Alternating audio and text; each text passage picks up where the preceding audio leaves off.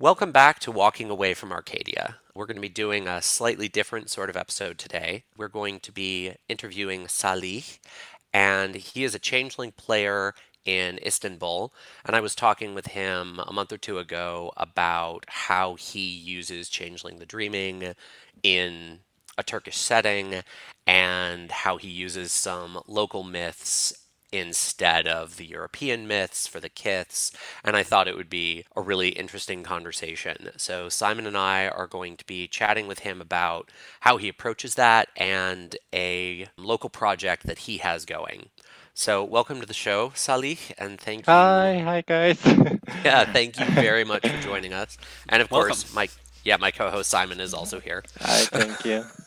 So, I guess the first question I have more than about any of the specific ones is can you just Mhm. tell people a little bit about yourself and your background with Changeling? Sure. Actually, I'm a little bit proud of in the anniversary edition of Changeling to Dreaming. I have a little bio about myself and my childhood, and I'm gonna tell the exact same thing. Like I was a imaginative kid, and I guess so. The introducing myself with fairies started with the Spiderwick Chronicles, and I guess so. Are you familiar with Spiderwick? I'm not actually, so by all means, go into detail. Neither am I. Spiderwick's the illustrator and the writer is Tony DiTerlizzi, and he is at the same time Changeling to Dreaming's illustrator, and he made like full page beautiful kids illustrations. When I learned he did the exact same thing on Changeling, I was very surprised and like this guy is like completely born to drawing fairies. And my mom just bought me Spider Chronicles when it released, and I read it the whole series. And after there was 3 books, like it's completed the 8 books, but they're kind of like little children book at all. And it was quite amazing because the whole story and the concept is about problematic kids and they move to another house which inherited from their grand uncle named Arthur Spiderwick. He's kind of like a biologist. I don't remember exactly, but he was kind of like observing the fairies in a biologic way or a scientific way. And then he started to create his own field guides about fairies. But as a human, he learned lots of things about fairies, and then things go trouble. And after Spiderwick Chronicles, one of my friends introduced me with World of Darkness, but not with the Vampire the Masquerade. Most of the people played Vampire the Masquerade at first, but my first experience was Changeling the Dreaming actually. And he found me on Twitter. There was something about like I like fairies or and dragons or stuff and RPG, and he invited me to his chronicle, and then I just dropped into Changeling Dreaming like 4 years ago or three. Yeah. I remember seeing you post a couple pictures on your Facebook feed, and it looked like your image had been used in a couple pieces of either Changeling or Dark Ages Fae art. Were those pieces that just looked similar to yours, or did you make an appearance in a couple of the books? Which one? Like the Dark Age Fae? Yeah, I'm thinking of the Dark Ages Fae piece. Actually, after I met with Changeling the Dreaming, the friend that introduced me, he's one of my, like my best friend, and he showed me the Dark Ages Fae book, and I started to read the book, and there was an NPC named Salih, like exactly same name, and actually he was from Arabia and sent in anime, and it was quite a bit interesting, and I really liked it. Like it was my second game during that time, and he showed me the book, and I just started to read a little bit, like checked, and I saw my name on book, and that's all. Yeah. Oh, Uh, okay.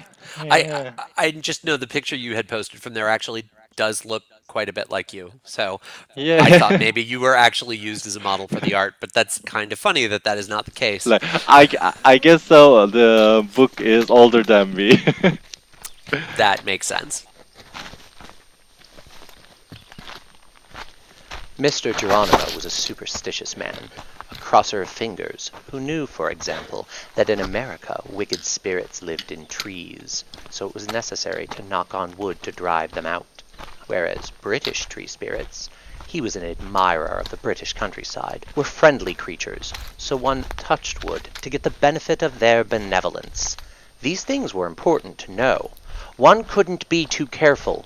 If you walk away from God, you should probably try to stay in the good books of luck.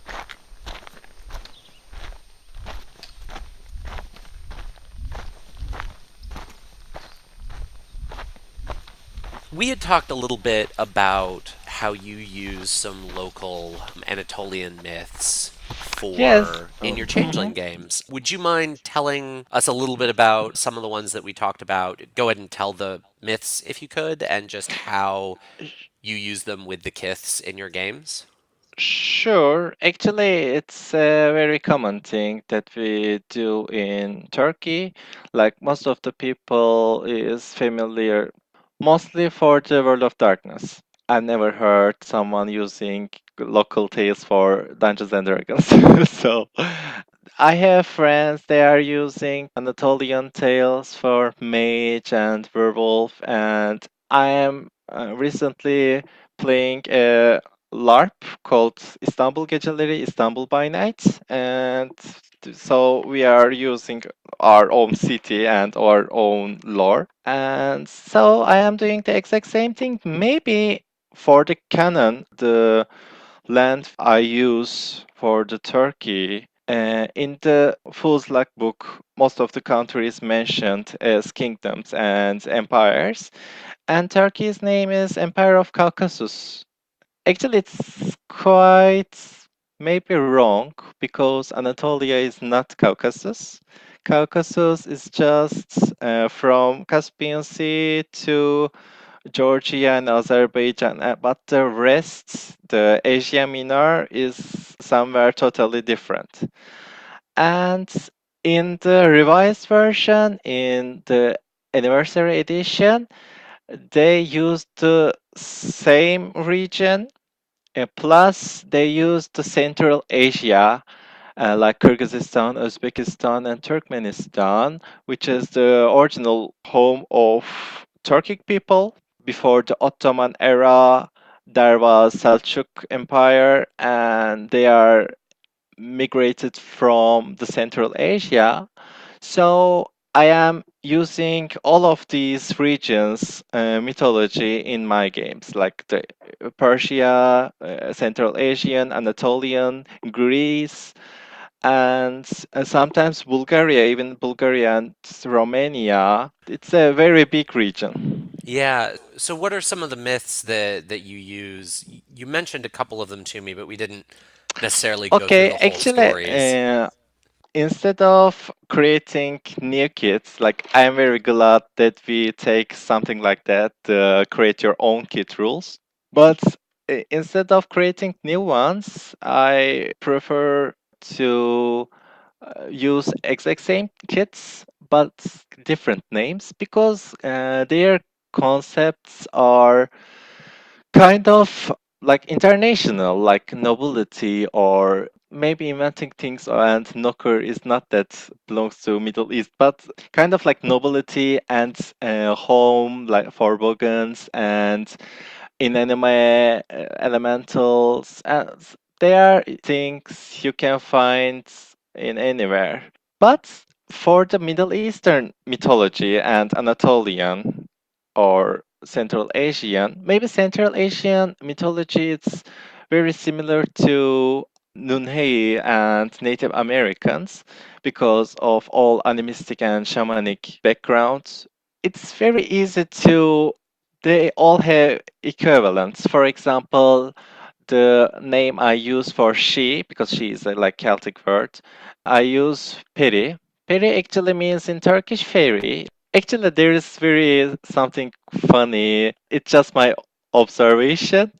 when you ask someone in street, a Turkish person, like when you ask, "Do you believe in fairies?" He like definitely says, "No, I don't believe." But if you ask, "Do you believe in jinn?"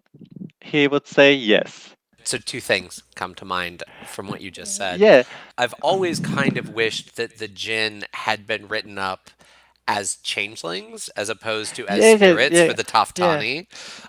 I guess it's a little bit the understanding of the Europeans, how they look on Middle Eastern culture or all that is desert life and all that Bedouin culture, Arabian Nights. Like when they once used the genie of the lamp, it always continues like that, or like fire elementals. But actually, the jinn in Middle Eastern culture exact same thing like Fae in like general, not Yeah, as a specific type. Like jinn is a headline. Yeah. yeah, and that's always the feeling I've got. Yeah. The other thing that kind of jumps out at me is, you talked about how a lot of these concepts are international. Something Simon and I talked about in a previous episode was how it would be kind of nice if the kiths were all sort of written in a generic way. There's a lot of weirdness with like Arcadia, and it feels European, and then they mention it with the Menhune, and then it feels European, and is it European?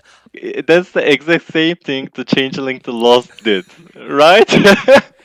Yeah, which I have to admit, I know less about the Lost. I've read the whole Be- core book, but it was a while ago. because all of the names from the Changeling to Lost, for even for the specific kit types, you see like wooden blood, or like fire something. Like they are all made up names, but you can use for your local own fairies or creatures. Yeah, and that's something they did with Beast the Primordial as well. They introduced big, broad families of monsters. I mean, that focuses on very, I would say, something closer to the Thalane in Changeling, but there are some parallels, and it's here's the big generic family, and here are some of the names that they're known by throughout the world, but by all means pull in your own myths. Yeah. And I like that structure. I was sort of hoping for something like that in Yeah, C20. it's quite not confusing. Like it's easy to understand. I'm not an enemy of New World of Darkness or something. Like I really like Changeling the Lost as well, but it doesn't quite makes me feel comfortable. Maybe Well, as and Changeling the Dreaming. yeah, and I think that's intentional. It's funny. I have always liked Dreaming more than Lost, even though, especially before C20, I was always aware that Lost had more usable systems. Like I loved the systems more, but I didn't love the game as much. It was after our queer themes episode, and I'm curious if Simon sort of feels the same way about this, that I realized part of what I love about Changeling the Dreaming is how much it's about loving being what you are and the Yes. horror of losing that. And Lost is a total inversion of that. Yes, It's hating what definitely. you are. And so it Because you just, are it, changed and corrupted and yeah, stuff. exactly. Yeah. And by the way, like there is only one thing that I really like in Changeling the Lost as the enemy, as the antagonists. It's the Gentry. Like I totally like them, and the idea behind the Gentry is wonderful. In Changeling the Remake, we have lost ones, and they are turned into mad creatures, or that's the how Changelings see them, if they are mad or not. They just stuck in their own freeholds and keep their own true fate themselves. But it's not as free as Gentry or the Game of Immortals. If there would be a same system for the lost ones, it would be a kind of funny for the Changeling to Dreaming, like Gentry, but for Old World of Darkness.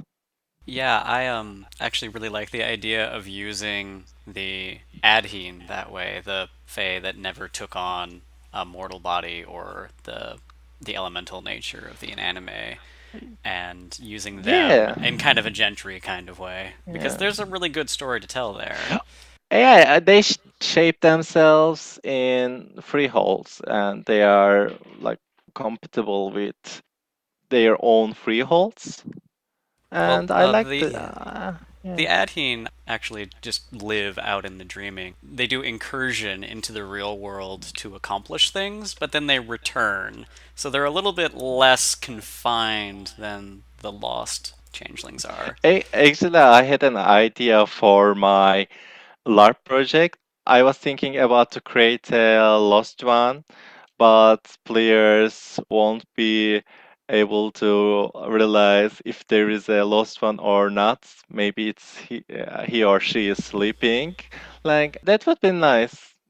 Yeah, I like that idea. In Yeah. our game here, I decided that we should have a similar idea where, as a changeling ages, they have a chance to, because they're part mortal, fall into the madness of age Hmm. and have dementia. And they Like basically Bedlam? like Bedlam, except they're totally out of control and reality can't do anything about it. So the Fae Hmm. have to deal with the trouble of this thing is an embodiment of everything we want to be, but it's chaotic and destructive, and what do we Yeah, do with maybe it's it? like Marauder forfeit, right? Kind of. Yeah, Simon was describing it to me, and I read his write-up of it. I really liked the idea of it. Whereas Bedlam is like Fey madness, it's madness driven by glamour. Yeah. This was more like you reach that point in your life where you as a human start to go kind of Yeah, crazy just actually, from age, and then the Fey soul just not having any restraint anymore because the human it's in doesn't have any restraint. that was a point that I wanted to mention because for most of the Middle East, we don't have a very strong half a half human creature or mythology. Instead, we have haunted people, or we call them jinli, means jinns, or it's like possessed actually. For the Darkin or the Athene, it's very proper to use the possession and all that demonic stuff. It's very easy to use as infernal lore or hell-like lore. And that's a thing I use for possessed people or people turn crazy and not able to do their own work or they just go mad. And yeah, it's easy to use with Athene. In Middle Eastern culture, we don't have fallen angel because jinn or fae is already the thing between an angel and human. They have their own will, and angels don't have. They are just serving to God and can't and disobey to God, but jinn can. But there are also nice jinn too. So it's like exactly the same thing like the Fae. It's kind of very similar to how the Christianized version of pagan god before Islam, the that era called the Age of Ignorance. During the Age of Ignorance, there was pagan gods, and when you check their backstory and mythological origin, they are the jinns. Like actually, jinn word comes from jinnaye.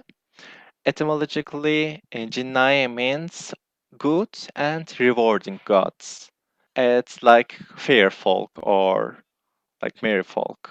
They That is a are, lovely bit yeah. of propaganda. You. Yeah, it's funny that you that you mentioned Perry because I grew up in Detroit and there's a huge Mhm, Arabian and Persian expat community there, mhm, and the people I talked to about stuff like that, they mhm, always thought that it was really funny the way that the white people, talked about angels being these little things that sit on their shoulders and like little bugs basically.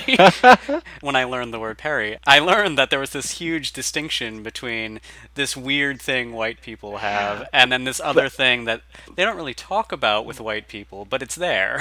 like for Perry, it's the exactly same, nearly same thing like she or a normal human-sized elf or something. They are noble. They are not angels. They are not devils. They are between hell and heaven. They have bird wings and they look beautiful and they are quite prideful Yes. and it's very similar. Also, there is devs, it means giants, or I use them as trolls, devs. Oh, Uh, yeah. yeah. Well, and we were talking about in the commoners episode how the trolls are a lot more like giants in a lot of myths than anything hmm that was ever really called trolls. Daeva or devs from Persian or Indian culture, it's very similar to Nordic or Greek titans or giants or colossus. In Persian mythology, devs were the trapped Peris for a time. They have a conflict between each other, the devs and the Peri. And in the Changeling to Dreaming, also the trolls and the she has a conflict because who are the true rulers and the inheritors of Tuatha De Danann. And yes, it's kind of similar.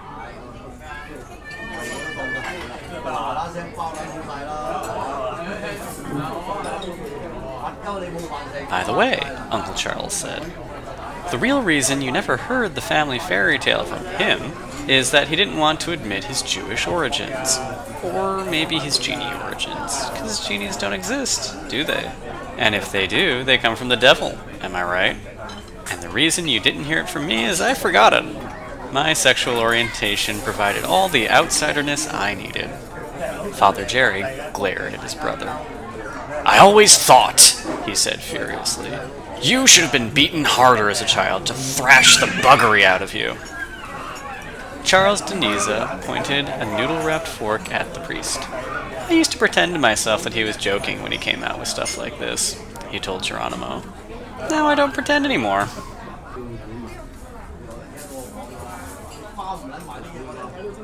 How do you use both the mythology and the local culture to inform the political conflict in your games? Do you mean the modern or the Age of Legends? Both, Get- really, because Changeling kind of uses both of those at the same Uh, time. Actually, I see the conflict between the changelings. You know, there is a internet meme, the Democratic and Republican, and there was the North and South. I don't remember what was like. It's very four-poled thing. There is unsilly and silly and commoner and a noble. When I just saw it first time, it was a little bit confusing, but you just have to choose what should you use predominantly. In my games, we mostly use the courts separately, and commoners and nobles are similar to Ottoman courts. I literally translate the words for commoner and noble and silly and unsilly because all of these has their own equivalent in Turkish mythology and in medieval Turkic culture. And yes, it's kind of very similar to this. But there is a difference from maybe European Fae. We don't have a very strong feudal system. which is Yeah. which is really central to changelings. I'm curious how you modify things at all to reflect the societal hierarchies you have. Yeah, actually, we have empire or sultan or padishah, which I use generally as a title. We have pashas or beys, pronounced bay in B-I-Y. It's actually it means man, man version of like bey and hanım. Han also means king. Hanım means kind of queen. but it's very ancient Turkic. But Shah or Padişah is from Persia or Selçuklu. Yeah, I used all these regions' political stuff. Yeah, so that kind of brings me into another question. Have you ever done anything with European Fae because you're using the same kith and the idea that, these groups are a little more universal than they're written in the game? Have you ever done Mhm. anything with like, oh, a she came traveling from the Isles now that Like there's a ambassador? ambassador or just traveling because they traveled because there's more international travel than there used to be By the way, the same ambassadors way. are not noble. Like they are just out of title, but kind of serving to nobles, right? Yeah, Uh, serving to nobles, or the same way that there are she in America, but obviously America isn't where they're mhm. from. What happens when Fae from Europe go to the Middle East and they have this idea of what it is that they are? Yeah, Like, have you dealt a with any of couple. those interactions? Yeah, a couple times I played Changeling in London or other countries because the books are written in that way mostly. But once my best friend ran a game, there was changelings who travel into a desert like place or like Arabian Nights concepted place. They didn't see any Kitayan from Middle East. There was just NPCs like water elemental or something like that. Okay. And that's more what I was wondering about is if you've had like Anatolian Fae meet European Fae and hmm how you Maybe work with that. I can tell the background of my equivalent of Kitayan. I use Umacı for Sloa. Umacı name comes from Umay Ana. Ana means mother in Turkish. Ana, anne. Ana is a little bit more rural. Umay Ana, mostly the Central Asian people use mother and father for their pagan gods. And Umayana is the goddess of home and heart, and she is the protector of children. And she uses the Umacı to scare children and kind of educate them how the Sula do. And so I choose Umacı for the Sula. They are scary, but they are at the same time kind of protector or educator of children. So I have Peri for she nobles, and therefore trolls we have Gulyabani. After they made a movie about the Gulyabani, so it's very popular. Also in Anatolian villages, and it's also popular. Most of the people know Gulyabani. Gulyabani is similar to a red cap or goblin, but not in mechanical corruptor goblin like how goblin actually are in mythology. Actually, they are mostly like red caps, so I use them as red caps. And Gulyabani word comes from gul. Also, it's the origin of ghoul in Vampire the Masquerade. There was a tale about how redcaps and vampires connected during ancient times.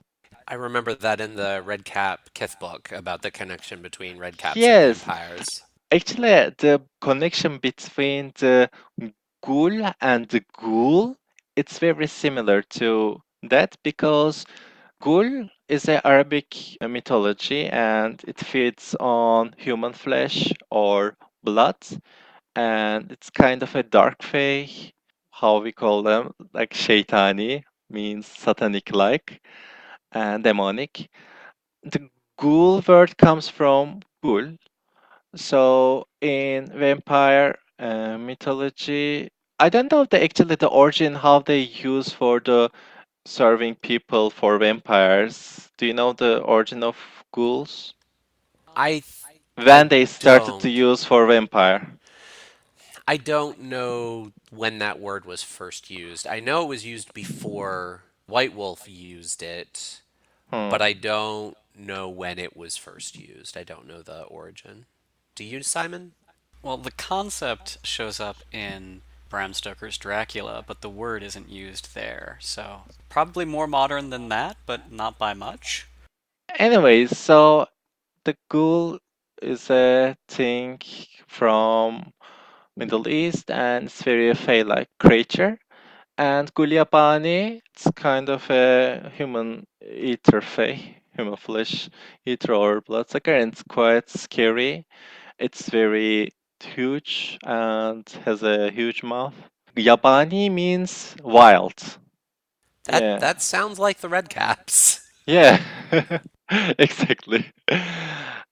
We have lots of inanimate concept in Turkic mythology because ancient Turks were huge animists.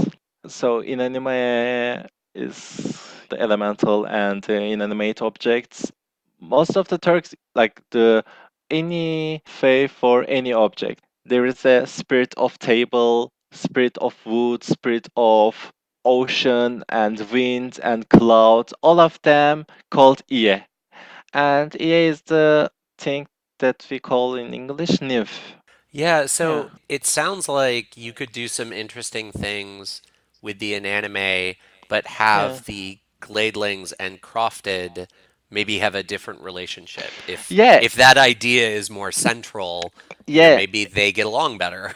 Actually, it's in mythology. It's specifically called Ev iyesi and Orman iyesi. Orman iyesi means forest nymph, and Ev iyesi means home nymph. Ev iyesi have lots of different kinds, like kitchen nymph and warehouse nymph, or for the forest nymph. It has for the wind, for the fire, for the like natural and artificial. Maybe it's separate by home and outside of home. So, it sounds like the divide for an anime in Turkish culture would be more civilized versus not Yes, civilized. yes. By the way, in even in Changeling the Dreaming books, it's like that. Like civilized. At some point, inanimate turn into mannequin, like most civilized of the inanime, like all artificial. And the rest inanime is kind of yeah, nature spirits or like something like that. Yeah. It sounds similar to the way we've been using the anime in our game. We have a strong Ojibwe influence on the culture of it, and the divide between the different kinds of an anime has been whether they are respected or disrespected Mhm. spirits, not whether they've been shaped by human hands. When I first read the issue, and after I learned real mythology behind issue, I was a little bit like, what? Issue is a person, not a kind of fae. That is Yeah. exactly what we said to each other. And then I saw Oba, and actually Oba, it's not even a fae. It means king or captain of a, tribe. There is Yeah, it does. I there is no such a thing called Oba in mythology, or Well, yeah. and and we talked about this in the commoner episode. The idea of the traveling storyteller is so necessary for Changeling, but casting it the way they cast it is so weird. uh, Maybe it's kind of um, pretended. No, Yeah. yeah, yeah, because I don't want to comment of back history of World of Darkness, but there is a setting called Gypsies. So for Eshe, I use the Ammar, and for Oma, I use Marid. They are whole Arabian Fae, the Arabian jinn. Marid is a little bit stronger, and they are the king and the queens of jinn mostly. In mythology, they are called a little bit like cruel or furious. But I don't know, maybe Marid kind of compensates the concept of Oba. Oh, so they're Okay. complementary. And for issue, I use Ammar. Ammar means the jinn who live amongst humans, or the closest fae to humans, or Okay. closest jinn to humans. I And really like Esh, that idea. There's a book I've been meaning to yeah. read. It was one of Salman Rushdie's books, but I can't remember the name of it just now. Uh, About jinn living among humans, partly because they find humans very interesting, but also who very was the confusing. writer? Salman Rushdie. Ah, a Persian writer, right? Yes. He's actually fairly controversial even Oh, here. yeah, Salman Rushdie is kind of a very huge thing among conservative people, because conservative people in Turkey doesn't they don't look very well on his books, Yes. because it's kind of he says, and there was like plus verses from Quran, but the Satan added. So it's kind of Yes. Oh yeah. wow. I can see how that might upset some Yeah, people. and then some religious people put that verses out. They, I don't know, it's quite like complicated. Yeah. Anyways, but in Quran, in like the original generic Quran, there are lots of verses about jinn and how jinn created. There are three beings which is mentioned in Quran, except animals and like plants. It's the jinn, angel, and the human. And the Quran says, in Islamic law, it says they are created from a smokeless fire. So sometimes the fiction writers understand the jinn idea as like fire elementals, but I guess so. Most of the Sufis or the Islam philosophers says the smokeless fire, it's kind of a energy or something like that. Like Oh, yes. So yeah, like there'd be a light, very or yeah. yeah.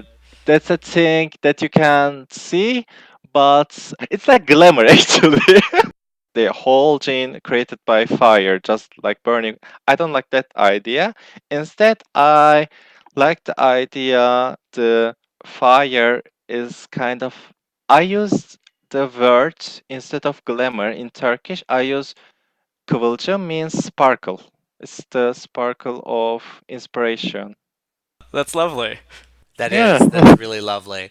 Well, and when you were talking about the fire and a lot of non-Islamic writers treating that very literally and it not making sense, that really resonates with me. I've seen that happen with a lot of translations from other languages where a word Yeah. translates, but But not mostly, quite. yeah, yeah, mostly the smokeless fire means kind of an energy, but not actual fire. So the understanding of fire elemental is very wrong to me, I guess so. It, Because you know the Solomon and the Bilquis legend or the story? I know a little bit about Yeah, Bilquis, but uh, not a lot. Solomon comments to Ifrit. Ifrit is a very strong type of jinn. I use Ifrit as Firbolg in Darkin. He commands, bring me the Queen of Sheba's throne, and he brings the throne in a one blink of an eye. And yeah, it's quite like, if that thing can hold a whole throne and brings in seconds, it's very not fire elemental like. Yeah, Yeah, that makes sense.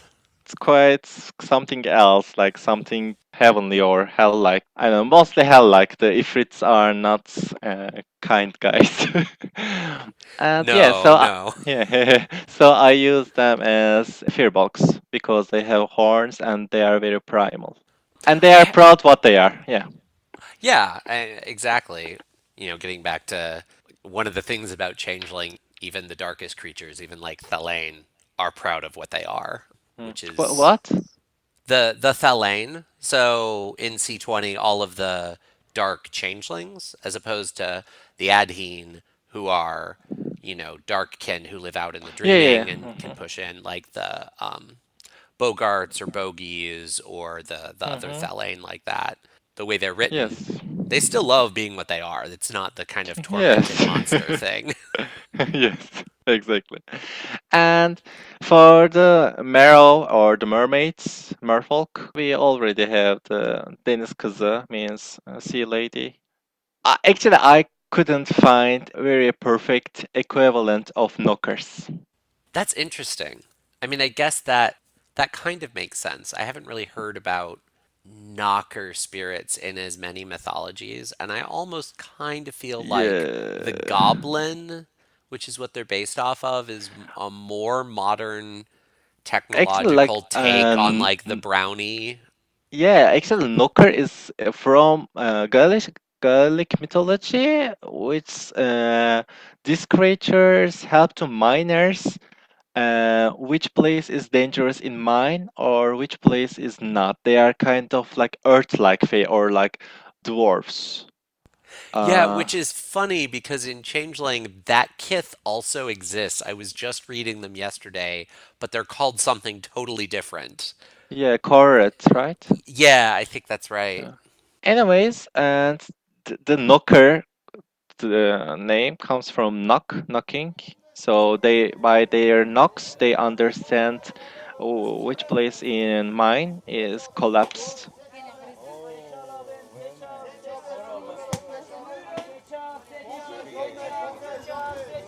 It is believed that she remained among human beings for a time.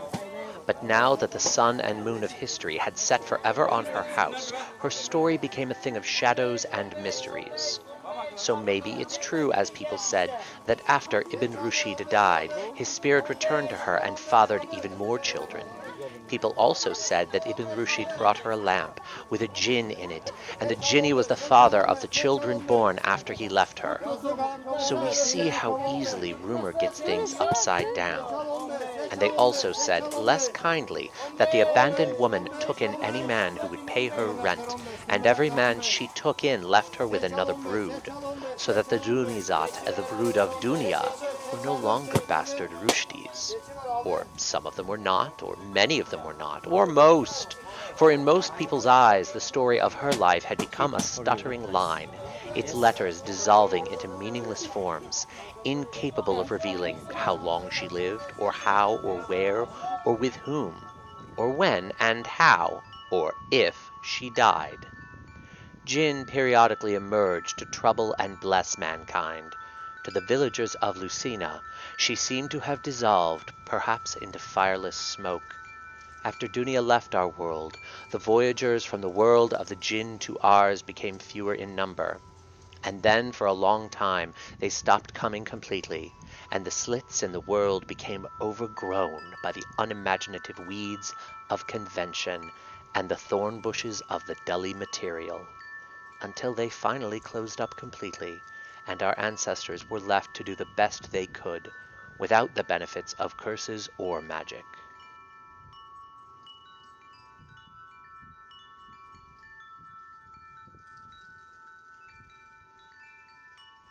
I wanted to ask you about something else. You had mentioned the Gateway Between Legends project. Could you tell us a little Yes. bit about that? Yeah, Gateway Between Legends project is all of the stuff I use for Central Asia, Anatolia, and the Middle East.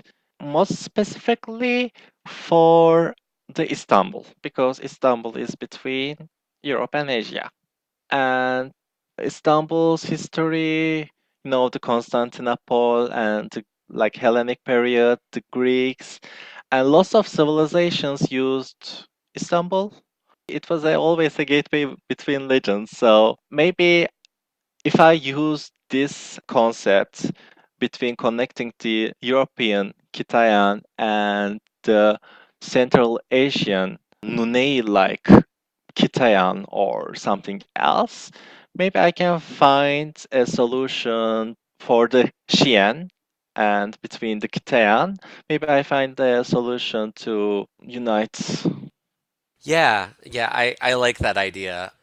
Simon and I have talked a little bit about the fact that The Nunnehi are presented as these very animistic Hmm. spirits of the land, and a lot of the Native American fairy mythology. Yeah.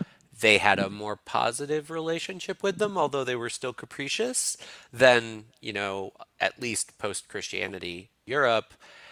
And so they kind of have this worshipful animistic relationship, and then the Kithane are just the weird trickster myths. They're mostly post-Christian myths, and then the Hsien are diminished gods, but really all fairies have a little bit of all of those aspects.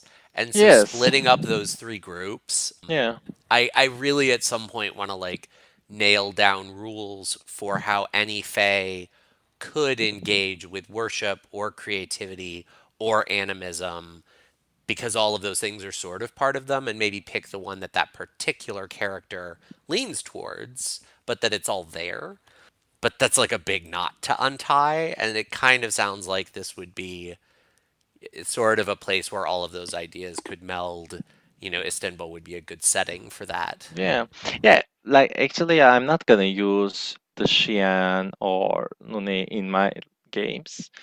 I just want their aspects or their maybe they come from same origin, but in modern era they are quite different. So the point I'm gonna use just this region, but differently from European Kitayan, differently from Xi'an. So it's just bins between to each other. The Native American history, they are migrated from Central Asia. They used the Bering Bridge to reach the America from northern parts. Actually, there was an episode in American Gods like 3 episodes before the I final. remember Did reading you that watch? part. The first immigrators and the second comers, they are facing with each other, and one of them lose their old gods and accept the bison god, right? Um, Yeah, I remembered that yeah, episode. It was really weirdly beautiful and tragic, and yeah. I really I- liked that particular story. In Turkic mythology, we have a very, very, very strong wolf worship, which I have never understood why White Wolf didn't see that legend because it's very animistic and we have exact same thing called werewolf means kurt adam during the ancient era. It's called erbörü. Er means man or erkek in modern means man or male. Börü or börü means wolf and it means wolfman. The Turks in legend after they trapped between mountains or a place underground, I don't know, they found their way to escape by following a wolf. Wolves showed the way to humankind. So how they escape. It's very like werewolf mythology, werewolf the apocalypse mythology like. Yeah, I mean, Yeah. White Wolf also would do things like set a major werewolf story in a part of the world where there are no wolves. I mean, they did some strange things with werewolf. Yeah, yeah.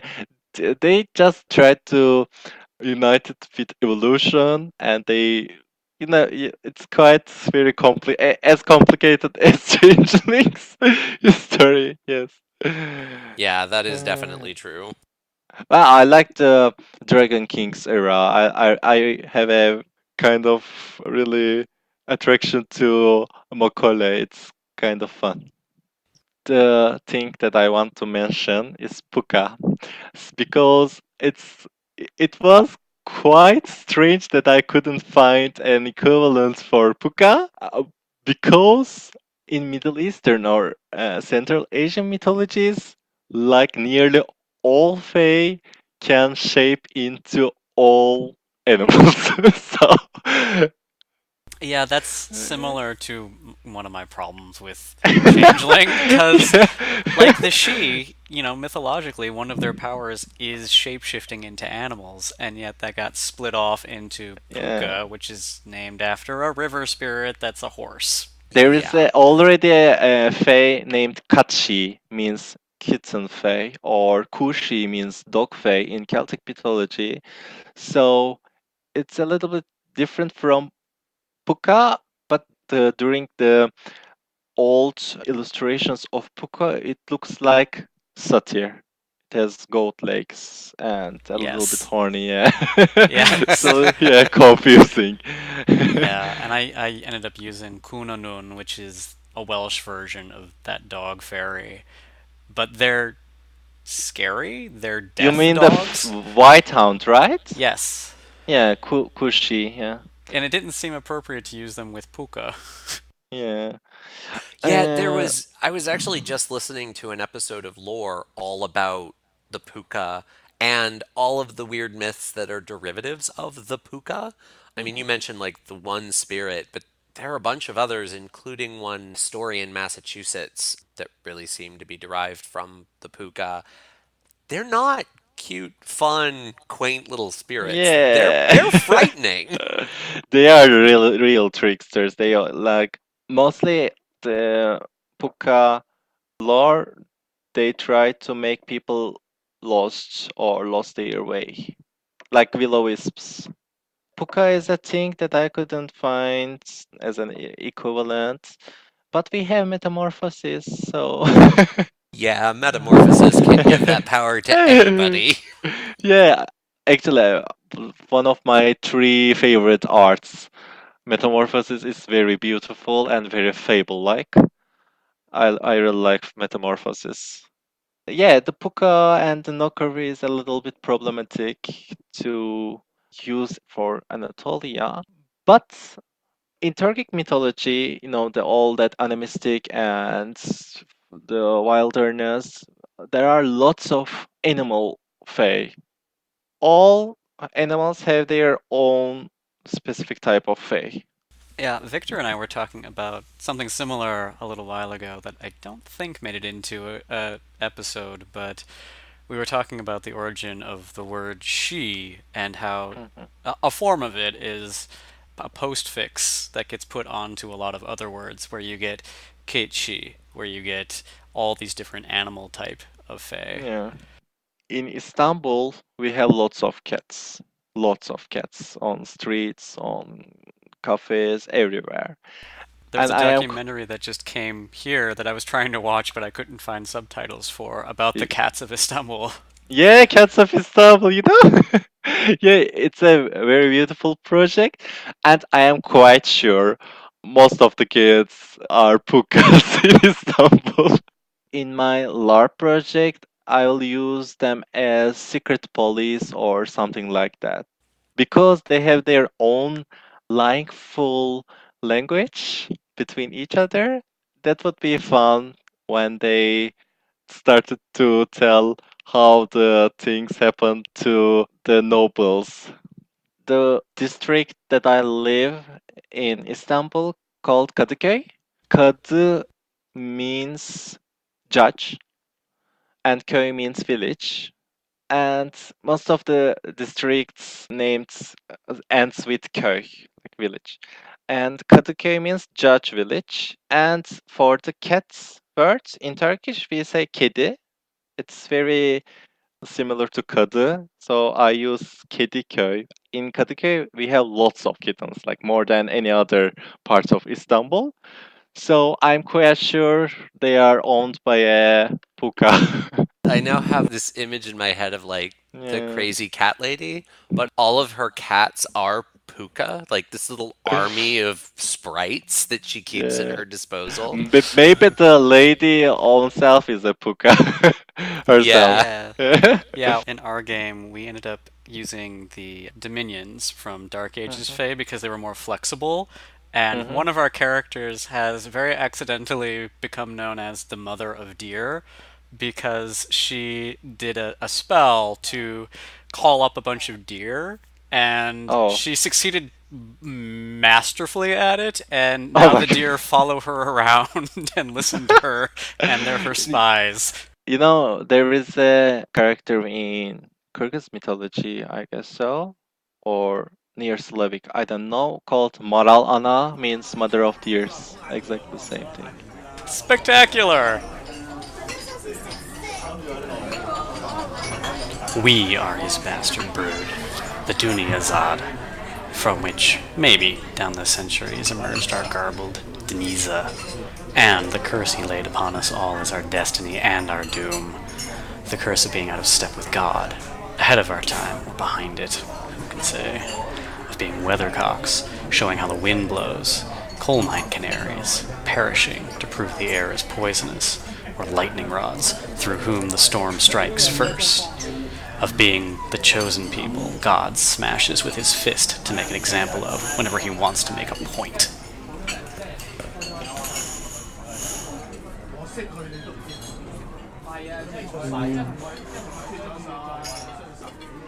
Islam demonized or how they see the ancient gods, the Jinnaye, because in Islam, it's the biggest sin if you call another being as gods. It's the biggest sin. And when you put something else instead of Allah, it's kind of like worshipping Satan or something like that, or worshipping something like pagan. And some of the jinn serve to Satan, or they called as shaitans. Some of the jinn are the helpers of the people. In rural areas, we still have cunning folk. In Middle Anatolia, they still make herbal medicine and they still cure the people. They have fairy struck and paralysis by using their own jinn. It's a little bit topic of maybe the Mage the Ascension's Taftani or Ahlebatin. So, something that's now slightly higher profile in C20 is the weird relationship between the Fae and Christianity and the way Christianity changed the Fae. I was wondering if you could speak a little bit to what the relationship between Islam and the Fae of Anatolia is like and how you've used that in any of your games. Yeah, the relation between the jinn and Islam, the humans, understanding of humans are close, respectful, and fearful from the eyes of men because men fear what they can't see. What they know, there are Muslim jinns, there are jinns from other religions, and there are infernal jinns, as I said before. The understanding quite different from Christianity because Christianity see the demons as demons. There is Yeah, no good equivalent of demons, right? yeah. Well, there's not. And the thing that's a little weird about fairies in Christianity is Christianity moved into a lot of cultures and just turned Hmm. the gods into demons, and they were evil. And for a lot of the same reasons, nothing should be worshipped other than, God.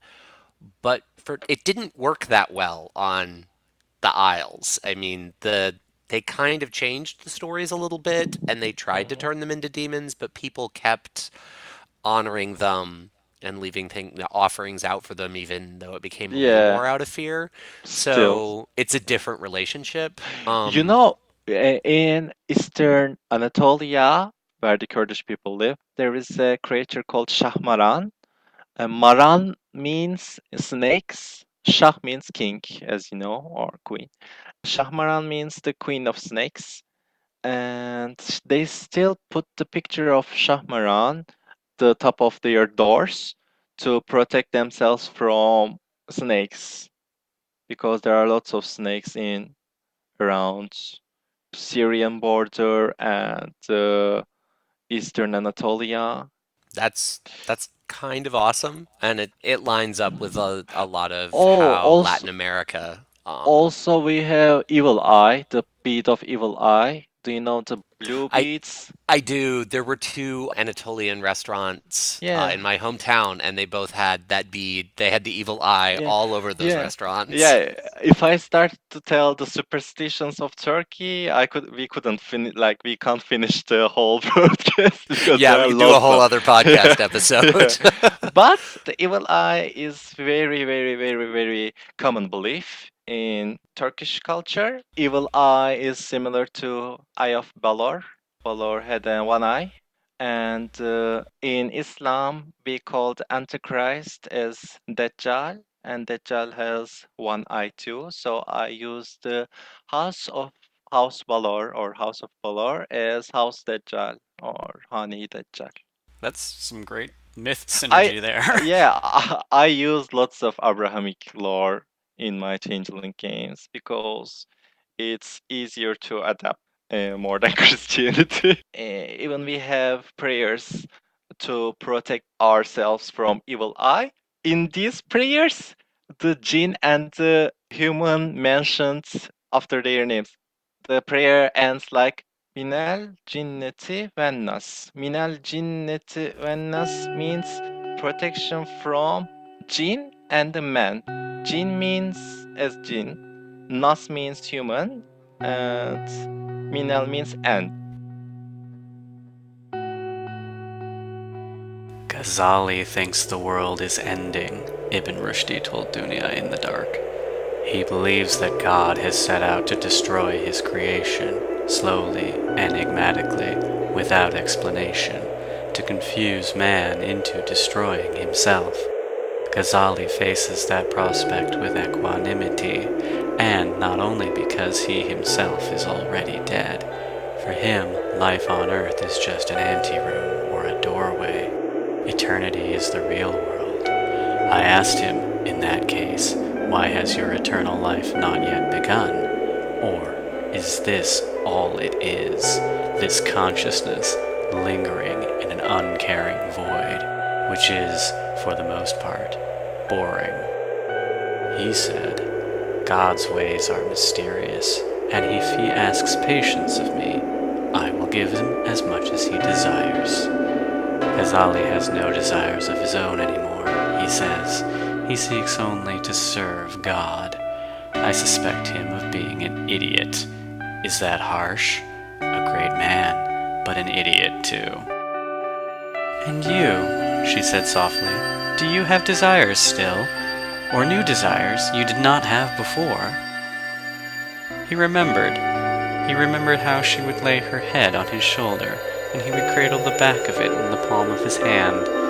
Now they had passed beyond hands and heads and shoulders and lying together. This disembodied life, he said, is not worth living. If my enemy is correct, he told her, then his God is a malicious God, for whom the life of the living has no value, and I would desire my children's children to know that, and to know my enmity towards such a God, and to follow me in standing against such a God and defeating his purposes. So you acknowledge your bloodline, she whispered. I acknowledge it, he said, and I beg your forgiveness for not doing so before. The Dunyazad is my race, and I am its forefather. And this is your wish, she softly pressed him, that they may become aware of you, and your desire, and your will? And my love for you, he said. Armed with that knowledge, they may yet save the world. Sleep, she said, kissing the air where his cheek had once lay. I'll be off now. I don't usually care very much for the passage of time, but right now, time is short.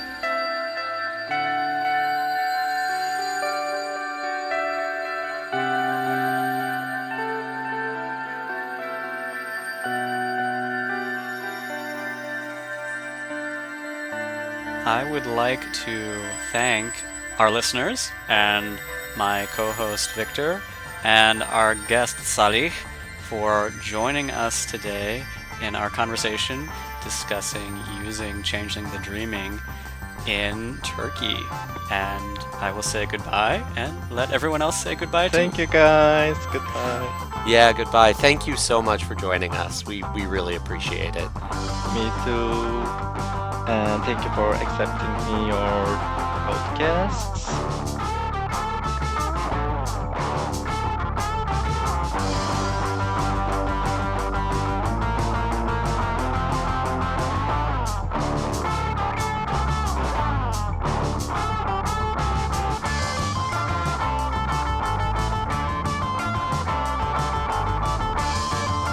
The readings from this conversation were from 2 years, 8 months, and 28 Nights by Salman Rushdie.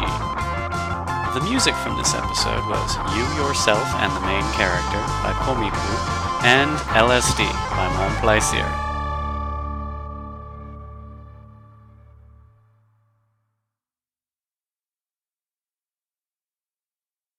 Today's poorly explained echo.